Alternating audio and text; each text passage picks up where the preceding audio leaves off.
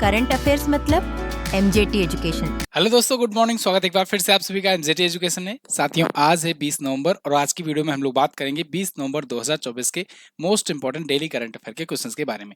पूरी वीडियो ध्यान से देखिएगा, पूरी वीडियो डिटेल से आपको समझाई गई है। एक एक इन्फॉर्मेशन बहुत इंपॉर्टेंट है। आज की वीडियो में मैं G20 समिट के भी बारे में बात करने वाला हूँ, तो ये बहुत ही इंपॉर्टेंट बनने वाला है। यहाँ से क्वेश्चन बनना ही है, तो इसको देखिएगा और इन तक ऐसे बहुत सारे क्वेश्चंस आएंगे जिनको आपके एग्जाम के पॉइंट ऑफ व्यू से तैयार करके जाना है, क्योंकि ये इंपॉर्टेंट हो सकते हैं। तो इन तक देखना है। वीडियो पसंद आया तो लाइक शेयर करना है। चैनल पर नए आए हो चैनल को सब्सक्राइब करना है। सबसे पहले शुरुआत करेंगे कल के रिवीजन पॉइंट से।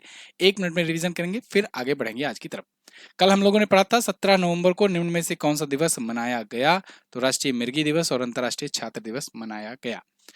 और अभी हाल ही में पशु सप्लीमेंट, किस देश ने अपना पहला पशु सप्लीमेंट पिन फेनॉन एस के लिए विश्व का पहला पेटेंट प्राप्त किया। तो जापान ने प्राप्त किया। मिस यूनिवर्स का खिताब किसने जीता। विक्टोरिया कजोर थोलीविग ने जीता है। ये कहाँ की रहने वाली हैं, तो आप यहीं पर लिख लीजिएगा, डेनमार्क की रहने वाली हैं। कहाँ की, डेनमार्क की ये रहने वाली हैं। इसके अलावा सराय काले खां चौक का नाम बदल करके क्या रखा गया है, भगवान बिरसा मुंडा चौक रख दिया गया है। जॉल जीबी मेला 2024, इसका शुभारंभ किया गया कहां पर, उत्तराखंड में किया गया है। और नाइजीरिया ने किसको अपना दूसरा सर्वोच्च राष्ट्रीय grand commander of the order of niger से सम्मानित किया तो पीएम मोदी को सम्मानित किया इसने, नाइजीरिया ने। और हरभजन सिंह और सानिया मिर्जा, इन दोनों को दुबई स्पोर्ट काउंसिल का खेल राजदूत या कहें कि स्पोर्ट एम्बेसडर चुना गया है। नेपाल ने पहली बार भारतीय बिजली ट्रांसमिशन लाइनों का उपयोग करके बांग्लादेश को विद्युत आपूर्ति करना शुरू किया है। मॉरिशस में भारत के राजदूत अनुराग श्रीवास्तव होंगे। और दुनिया का पहला हाई एल्टीट्यूड वाला पैरा स्पोर्ट सेंटर बनाया जाएगा लेह लद्दाख में। ये टॉप 10 करंट अफेयर के क्वेश्चंस थे कल की वीडियो से, जिनका आपने 1 मिनट में किया रिवीजन। इन क्वेश्चंस को डिटेल में पढ़ना है तो कल की वीडियो देखिए। आज की वीडियो में आज का डिटेल करंट अफेयर पढ़ेंगे, लेकिन इसकी क्विज पीडीएफ सब कुछ आपको फ्री में एमजेटी ऐप पर मिलती है। एमजेटी ऐप इंस्टॉल करके रखो। ये ऐसा पहला ऐप है, एकमात्र ऐसा ऐप है जहां पर इतनी सारी चीजें फ्री में कंटेंट आपको उपलब्ध कराए जाते हैं, और वो भी ऐड फ्री। अब ऐड भी हटा दिया गया है नए अपडेट में, तो अपडेट अब तक अगर लाइव हो गया होगा तो अपडेट कर लीजिएगा। आपको ऐड भी अब नहीं मिलेंगे, और इतना फ्री में कंटेंट कहीं पर आपको नहीं मिलने वाला है। चलिए पहला क्वेश्चन देखते हैं। विश्व बाल दिवस कब मनाया गया, वर्ल्ड चिल्ड्रंस डे। तो देखिए, एक तो राष्ट्रीय बाल दिवस होता है जिसे हम लोग केवल बाल दिवस के नाम से जानते हैं। वो 14 नवंबर को मनाया जाता है, जब पंडित जवाहरलाल नेहरू जी का जन्म हुआ था, उनकी जयंती पर मनाते हैं हम लोग। लेकिन एक विश्व बाल दिवस भी मनाया जाता है इसी महीने, और ये मनाया जाता है 20 नवंबर को, यानी आज। आज है वर्ल्ड चिल्ड्रंस डे। सेम वही उद्देश्य, बच्चों के प्रति ये डेडिकेट किया गया है। For every child's every rights, हर बच्चे के लिए हर अधिकार, ये इस बार की थीम है। थीम इंपॉर्टेंट है, याद रखना। 1954 से इसकी शुरुआत हुई है। संयुक्त राष्ट्र महासभा ने इसे बाल अधिकारों पर सम्मेलन को अपनाया था और इसे घोषित किया था। यूनिसेफ के अनुसार विश्व बाल दिवस बच्चों के लिए बच्चों के द्वारा एक दिन है। राष्ट्रीय बाल दिवस 14 नवंबर को हम लोग मनाते हैं, ठीक है। कल हम लोगों ने रिवीजन किया था महत्वपूर्ण दिवस की, तो जो लोग नए आए हों स्क्रीनशॉट ले लें, बाकी पुराने लोग आगे बढ़े। किस राज्य के गुरु घासीदास तमोर पिंगला टाइगर रिजर्व को भारत का 56वां टाइगर रिजर्व के रूप में अधिसूचित किया गया। तो देखो, गुरु घासीदास टाइगर रिजर्व कई दिनों से ये चल रहा था, चर्चे में था कि इसको भाई 54वां दिया जाएगा, 55वां दिया जाएगा, 53वां दिया जाएगा नंबर। आते आते अब 56वां इनको नंबर मिला हुआ है, ठीक है। तो 56वां ये बन गया है टाइगर रिजर्व ऑफिशियली, गुरु घासीदास तमोर पिंगला टाइगर रिजर्व। कहाँ पर है ये है छत्तीसगढ़ में। छत्तीसगढ़ में ये स्थित है, टाइगर रिजर्व है। अब देखो, ये यहाँ पर नाम क्या दिख रहा है आपको, गुरु घासीदास नेशनल पार्क। तो ये नेशनल पार्क भी है। गुरु घासीदास नेशनल पार्क में ही है गुरु Ghasidas tiger reserve. Tiger reserve दूसरी चीज है, नेशनल पार्क दूसरा चीज है, वाइल्ड लाइफ सेंचुरी दूसरी चीज है, ठीक है। ये सब है क्या, वर्ल्ड सेंचुरी दूसरी चीज है। ये सब चीजें क्या है, इसको बहुत ही आसान भाषा में आप समझो। जैसे जैसे मान लो कोई ये नेशनल पार्क है इतना बड़ा सा, ठीक है। नेशनल पार्क मतलब उसमें पेड़ पौधे, जीव जंतु, वन्य जीव, चिड़िया, शेर बकरी बत्तख, सब मतलब जितने हैं सबका संरक्षण किया जाता है। सब एक पूरा पूरा जंगल है समझ लो, बड़ा सा। वो नेशनल पार्क घोषित कर दिया गया है सरकार के द्वारा कि ये नेशनल पार्क है भैया, राष्ट्रीय धरोहर है, राष्ट्रीय उद्यान है, यहाँ किसी को जाना नहीं है, यहाँ इसको संरक्षण करने का अधिकार है। अब मान लो उसी में किसी एक क्षेत्र में कोई टाइगर वाला क्षेत्र है, कहते हैं ना ये हमारा इलाका, यहाँ मत दिखाई देना। तो ये टाइगर वाला मान लो इलाका है। तो टाइगर वाला जो इलाका है वो टाइगर के लिए कि भाई यहाँ पर कोई और नहीं जाएगा, ये टाइगर के लिए रिजर्व क्षेत्र है। तो ये हो गया टाइगर रिजर्व, ठीक है। तो उसी नेशनल पार्क के अंतर्गत होता है टाइगर रिजर्व। अब मान लो कहीं एक इलाका है जहां पर हाथी हाथी रहते हैं, केवल हाथियों का झुंड रहता है, कहते हैं ये हमारा इलाका है, तो वो हो गया एलिफेंट रिजर्व या हाथी रिजर्व हो गया, ठीक है ना, वो ही हो गया। कहीं पर चिड़िया चिड़िया के लिए बनाया गया स्पेशल तौर से कि वहां पर चिड़िया रहेंगी, केवल बर्ड सेंचुरी है, तो वो बर्ड सेंचुरी होगी। तो मतलब ये सब इसके अंतर्गत आ सकता है। यानी यानी कि हम लोग कह सकते हैं कि कुछ ऐसे नेशनल पार्क होंगे जहां पर हो सकता है टाइगर ना रहते हों। भाई जैसे मध्य प्रदेश टाइगर स्टेट है, यहाँ पर बहुत सारे टाइगर रहते हैं, लेकिन कुछ ऐसे राज्य हैं जहाँ टाइगर नहीं रहते हैं, जिसमें है ना, मतलब एक दो रखे गए हैं बस वैसे ही। कुछ ऐसे हैं जिसमें शेर बहुत ज़्यादा रहते हैं, जैसे गिर नेशनल पार्क आप देखो गुजरात का, वहाँ एशियाई शेर के लिए फेमस है, एशियाई शेर ज़्यादा पाए जाते हैं, है ना। तो ऐसे ऐसे होता है। तो इसीलिए गुरु घासीदास नेशनल पार्क भी है और गुरु घासीदास में अब टाइगर रिजर्व भी होगा, ठीक है। चलिए, तो अब नेशनल पार्क जो है वो 106 के आसपास में है और टाइगर रिजर्व अभी देखो ये 56वां बन रहा है। मतलब सभी नेशनल पार्क में जरूरी नहीं है कि सभी जगह टाइगर रिजर्व हो। 2829 वर्ग किलोमीटर में ये स्थित है, ये फैला हुआ है और ये बन जाता है भारत का तीसरा सबसे बड़ा टाइगर रिजर्व क्षेत्र, ठीक है ना। सबसे बड़ा टाइगर रिजर्व जो है ये नागार्जुन श्रीशैलम टाइगर रिजर्व है, जो कि आंध्र प्रदेश में स्थित है। ये भारत का सबसे बड़ा टाइगर रिजर्व है, याद रखना, 3296 किलोमीटर स्क्वायर में फैला है। दूसरा असम का मानस टाइगर रिजर्व है। अब मानस टाइगर नेशनल पार्क भी आप याद रखते होगे, तो उसमें मानस टाइगर रिजर्व भी है। ये 2837 किलोमीटर स्क्वायर में है फैला। समझ में आ रही है ना बात। छत्तीसगढ़ में कुल 4 टाइगर रिजर्व है आज के टाइम पर। सबसे ज्यादा टाइगर कहाँ पाए जाते हैं? मध्य प्रदेश में। मध्य प्रदेश को इसीलिए टाइगर स्टेट ऑफ इंडिया कहते हैं। छत्तीसगढ़ देखोगे तो ये रहा छत्तीसगढ़। छत्तीसगढ़ ये अलग हुआ था, 26वां राज्य बना था मध्य प्रदेश से अलग होकर के। ये 1 नवंबर को सन 2000 को अलग हुआ था मध्य प्रदेश से। और कौन सा राज्य बना था? 26वां राज्य बना था छत्तीसगढ़, ठीक है। बूढ़ापारा, तालीबंद तालाब, बूट तालाब, महाराजा बांध तालाब, गंगा मुंडा झील, ये यहाँ प्रमुख झीलें हैं। यहाँ पर नेशनल पार्क की अगर बात करें तो इंद्रावती नेशनल पार्क है, अचान कमार है, गुरु घासीदास नेशनल पार्क है, ठीक है। विष्णुदेव साय बीजेपी पार्टी से यहाँ के नए सीएम हैं, इनका नाम याद रखना है। और रमन डेका यहाँ के नए गवर्नर हैं। राजधानी नया रायपुर। अगला 33 जिले हैं, 90 विधानसभा में सीटें, लोकसभा में 11, राज्यसभा में 5 सीट है। 19वां G20 शिखर सम्मेलन, इसका आयोजन कहाँ किया गया? G20 19वां इस बार का संस्करण था। ये आयोजन ब्राजील में हुआ। 19वां था, ठीक है जी। 18वां कहाँ हुआ था? 18वां हुआ था भारत में। कहाँ पर?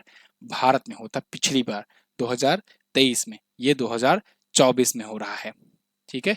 ये सब चीजें छोटी मोटी चीजें हैं, इसको बताने की जरूरत नहीं पड़ती, लेकिन यही जब पूछ लिया जाता है तो लोग कंफ्यूजन में गलती करके चले आते हैं। संस्करण ध्यान रखना बहुत ही अच्छे तरीके से, सन याद रखना। हम लोग 2022 में ही करने वाले थे, लेकिन 2022 वाला ना क्या हुआ कि फिर कोविड की वजह से ये कहा गया कि अभी बहुत अच्छी स्थिति नहीं है इंडिया में, अभी इंडिया में भरोसा नहीं, ये वाला टाल दो।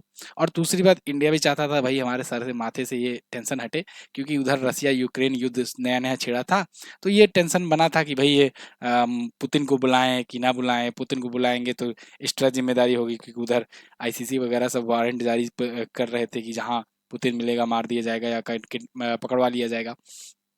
तो ये सब कहे कि झमेले से अच्छा है थोड़ा टाल देते हैं, अगली साल हम लोग करेंगे, दे देते हैं इंडोनेशिया को। तो इंडोनेशिया पा लिया। तो इंडोनेशिया 2022 में किया था आयोजन, फिर भारत ने किया 2023 में, खूब धूमधाम तरीके से मौज में एकदम बढ़िया किए आयोजन। 2024 में दिए ब्राजील को। ब्राजील का रियो डी जेनेरियो इस बार आयोजन किया, ठीक है ना। तो इस बार इसका संस्करण था 19वां। ये फोटो कौन लगा दिया? चलो फिलहाल ये वाला है, देखो ब्राजील का ये है, ठीक है। जो मेलोनी के साथ यहाँ भी मुलाकात हुई पीएम मोदी की, कहीं भी होता है समिट ये लोग मिल ही लेते हैं। अभी G7 में हुआ था, अभी G20 में मुलाकात हुई है, ठीक है। चलिए फिलहाल 18 नवंबर को आयोजित हुआ, 18 और 19 को हुआ। एक न्यायपूर्ण और टिकाऊ दुनिया का निर्माण, ये इस बार की थीम थी। मेन पॉइंट क्या है? मेन पॉइंट ये है कि अब G20 नहीं रहा। G20 को अगर टेक्निकली बोले तो G21 कहें तो ज्यादा बेटर होगा। क्यों? क्योंकि G20 में 19 तो देश हैं और एक था अब तक EU, यानी कि यूरोपियन यूनियन। लेकिन पिछली बार ही जब भारत था तो भारत ने एक और मेंबर इसका जोड़ा। वो मेंबर अपने आप में एक संगठन है और उसका नाम है अफ्रीकन यूनियन। तो अब पहले तो 19 देश प्लस ईयू था तो इसे G20 कहा जाता था। अब एयू भी जुड़ गया है, अफ्रीकन यूनियन भी, अफ्रीकी संघ भी जुड़ गया है, तो इसे G21 कहेंगे तो ज्यादा बेटर रहेगा। लेकिन ब्राजील वगैरह भी जब G20 कह रहे हैं तो हम लोग क्या होते हैं, हम लोग भी यही कहेंगे, है ना। देखो इमेज वगैरह भी यही करके पोस्ट कर रहे हैं। तो हम लोग भी G20 ही कह रहे हैं, लेकिन मान कर चलो कौन कौन है इसमें, 19 देश प्लस एयू प्लस ईयू, है ना। चलो, बाकी भारत में 9 से 10 सितंबर को हुआ था, और ये नवंबर 18 और 19 भी जोड़ लो, 19 नवंबर 2 दिन में होता है ना, आधे दिन हुआ। पीएम मोदी भी गए थे 3 दिनों की यात्रा पर। ब्राजील कहाँ पर है मैप में, तो आप देखोगे ये रहा अपना प्यारा भारत। यहाँ से आप अफ्रीका छोड़ो, उसके बाद फिर इधर आपको एक और कॉन्टिनेंट दिखेगा, दक्षिण अमेरिका कॉन्टिनेंट। इसमें सबसे बड़ा देश आपको दिख जाएगा ब्राजील, यहीं पर आयोजित हुआ है ये, ठीक है, इसके रियो शहर में। रियो में ही 2016 वाला ओलंपिक भी हुआ था, याद है। चलो, सबसे महत्वपूर्ण पेज आपके सामने, G20 ये हुआ ब्राजील, COP29 ये हुआ बाकू अजरबैजान में, ये भी अभी चल ही रहा है, 22 तक चलेगा ये भी।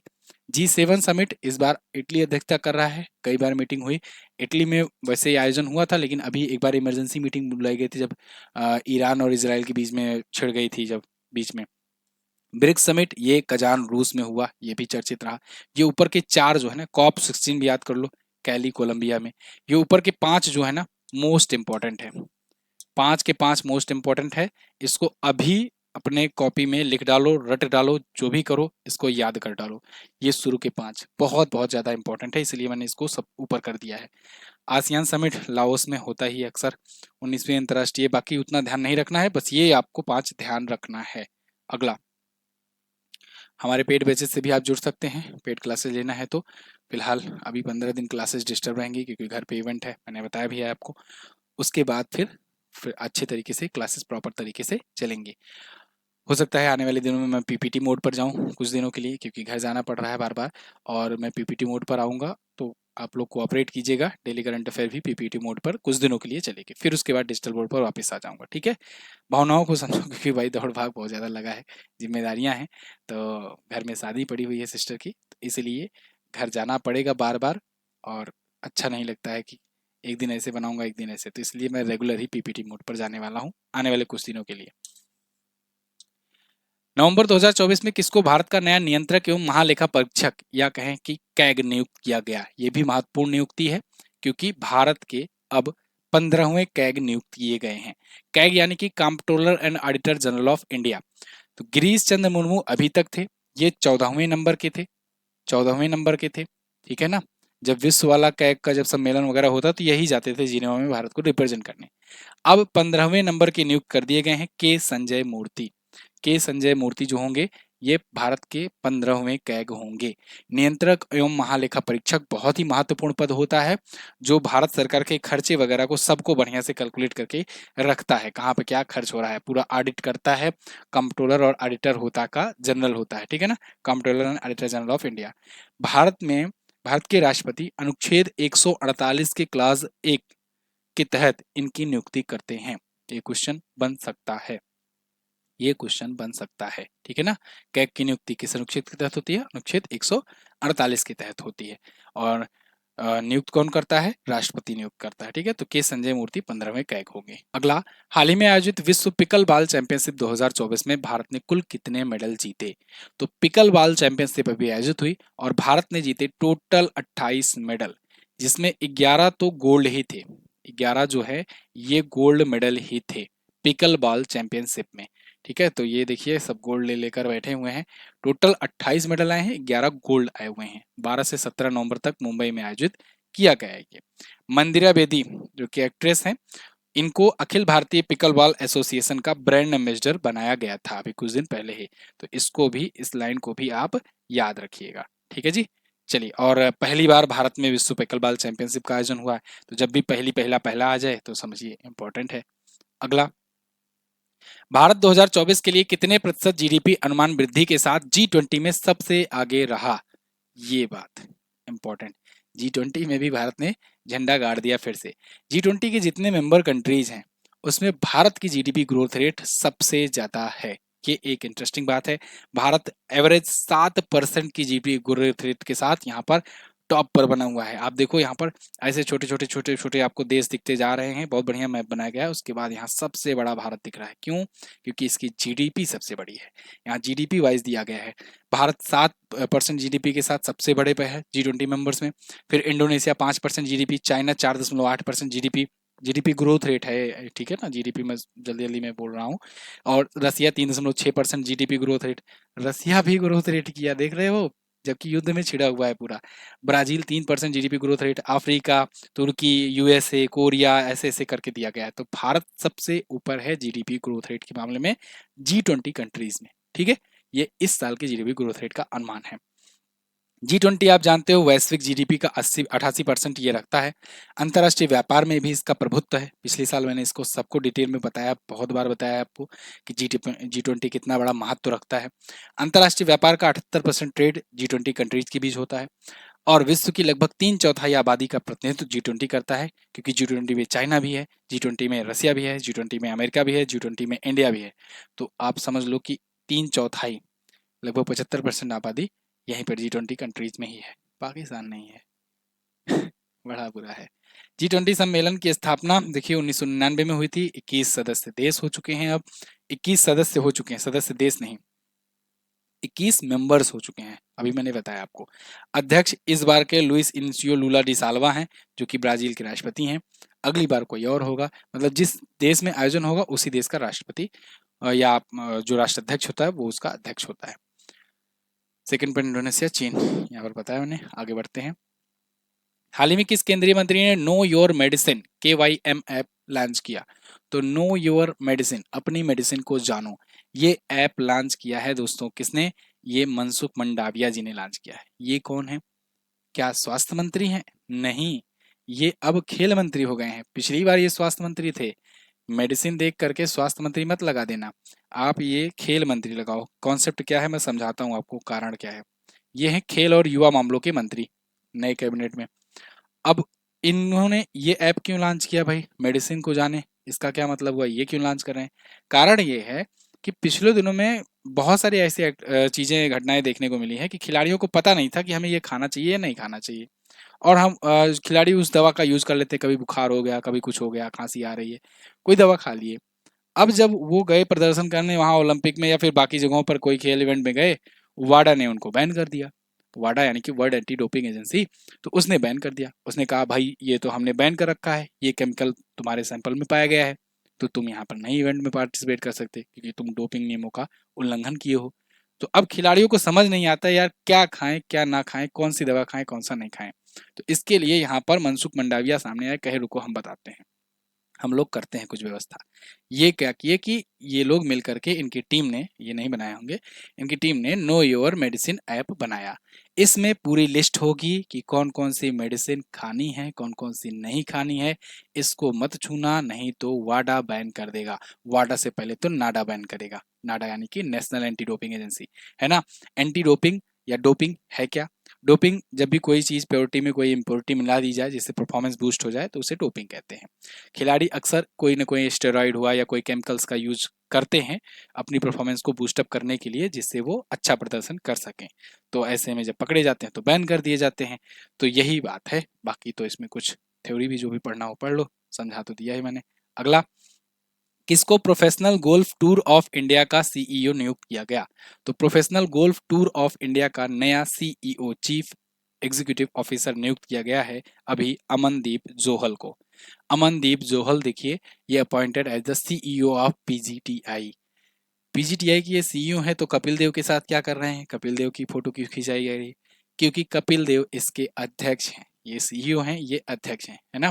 Professional golf tour of India, आपने कपिल देव को देखा भी होगा, कई बार वो गोल्फ खेलते हुए मिलेंगे। समझ लो क्रिकेट के बाद अगला उन्होंने लाइफ इसी को चुना है। तो 2025 जनवरी से यह नियुक्ति प्रभावी होगी। 34 वर्ष के अनुभव के साथ ये उत्तरम मुंडी की जगह लेंगे। PGTI की स्थापना 2006 में हुई थी, अध्यक्ष कपिल देव हैं। हाल ही में टाटा स्टील शतरंज इंडिया बिलिट्स का खिताब किसने जीता? तो इसको जीत लिया है दोस्तों मैग्नस कार्लसन ने। मैग्नस कार्लसन आप जानते हो ये नॉर्वे के हैं और हमेशा टॉप पे बने रहने की इनकी आदत है। शतरंज के ग्रैंड मास्टर हैं, सबसे ज्यादा येलो पॉइंट इन्हीं के नाम है, 2800 से ज्यादा। ठीक है, तो नार्वे के मैग्नस कार्लसन जो है टाटा स्टील शतरंज इंडिया ब्लिट्स का भी खिताब जीत लिए हैं। इसमें अपने अर्जुन एरिगेसी तीसरे स्थान पर रहे, दूसरा भी स्थान नहीं मिला। कोलकाता में आयोजन किया गया था, वेस्ले सो दूसरे पर रहे, मैग्नस कार्लसन टॉप पर रहे। ये नार्वे के हैं, ये बात ध्यान रखना, पूछा गया है एग्जाम में। और कैटरीना लेग्नो ये रसिया की हैं और ये महिलाओं में टॉप पर रही। ठीक है, महिलाओं में ये टॉप पर रही। अगला, अक्टूबर 2024 के लिए ICC player of the month का खिताब किसने जीता? आप जानते हो आईसीसी हर महीने प्लेयर ऑफ द मंथ का अवार्ड देता है। अक्टूबर महीने के लिए किसे मिला है? तो अक्टूबर महीने के लिए अभी नोमान अली और मेली केर को मिला है। नोमान अली पाकिस्तान के हैं, मेली केर जो हैं ये हैं न्यूजीलैंड की। ये दोनों की तस्वीर है, नोमान अली और मेली केर। इनको इस महीने के लिए मतलब जो बीता महीना है अक्टूबर, उसके लिए दिया गया प्लेयर ऑफ द मंथ का अवार्ड। ठीक है, तो ये स्पिनर है नोमान अली, मेली केर जो है ऑलराउंडर हैं। अभी न्यूजीलैंड ने पिछले ही महीने आपको याद होगा कि जीता हुआ है आईसीसी T20 महिला वर्ल्ड कप, यूएई में जो आयोजित किया गया, जो बांग्लादेश में किया जाना था आयोजित, लेकिन बांग्लादेश में राजनीतिक उथल पुथल के चलते सत्ता गिर गई, इस वजह से वहां आयोजन नहीं हुआ, बहुत सारे दंगे फसाद हो रहे थे। आयोजन यूएई में किया गया और जीता किसने? न्यूजीलैंड ने। न्यूजीलैंड की महिला टीम ही पहली टीम बनी है जो न्यूजीलैंड में T20 वर्ल्ड कप जीती हो, पुरुष टीम ने अभी तक नहीं जीता है। ठीक, चलो, और पुरुषों वाला T20 वर्ल्ड कप कौन जीता? भारत जीता है। जनवरी 2021 से इस पुरस्कार की शुरुआत हुई है, जैसा अध्यक्ष बन गए हैं, सीईओ जो हैं जो फलार्डिस हैं, मुख्यालय दुबई में है। तो ये थे आज के दिन के टॉप 10 करंट अफेयर के क्वेश्चंस। कोशिश मेरी रहती है आपको सबसे कम समय में सबसे से ज्यादा कंटेंट दिया जाए, जो इंपॉर्टेंट है, जो जरूरी है वो। अब ये नहीं कि मैं इसी में इतिहास भूगोल आपको यहाँ सॉल्व कराने लगूं, तब करंट अफेयर कहाँ रह जाएगा। आप यहाँ पर करंट अफेयर के लिए आए हो तो करंट अफेयर पढ़ लो।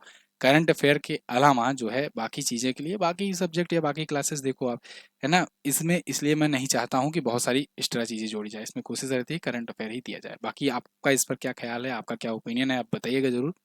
और क्विज पीडीएफ वगैरह सब आपको यहाँ पर मिलती है। मंथली भी वीडियो आ गई है आज, तो आप उसको भी जा करके देख लो। लास्ट डे के क्वेश्चंस की बात करेंगे। फॉर्च्यून के बिजनेस टॉप 10 सबसे शक्तिशाली लोगों की लिस्ट में शामिल होने वाले एकमात्र भारतीय मुकेश अंबानी जी रहे। 12वां नंबर इनको मिला है। बहुत सारे लोगों ने डिटेल में लिखा था, बहुत सारे लोग नहीं लिखे थे। आंसर जरूर किया करो। अंतर्राष्ट्रीय सहिष्णुता दिवस मनाए जाने की शुरुआत कब हुई थी? 1996 से। आज आपको क्या बताना है? WTA युगल रैंकिंग में नंबर 1 स्थान पाने वाली एकमात्र भारतीय महिला टेनिस खिलाड़ी कौन है जो कभी 1 पर पहुंची थी? अब तो रिटायरमेंट ले ली है। प्रत्येक वर्ष फरवरी महीने के दूसरे सोमवार को कौन सा दिवस मनाया जाता है? ये भी इंपॉर्टेंट दिवस है, बताइएगा जरूर कमेंट करके। बहुत बहुत धन्यवाद यहाँ तक वीडियो देखने के लिए। मैं मिलूंगा आपसे अगले दिन की वीडियो में, तब तक के लिए नमस्कार, जय हिंद, वंदे मातरम।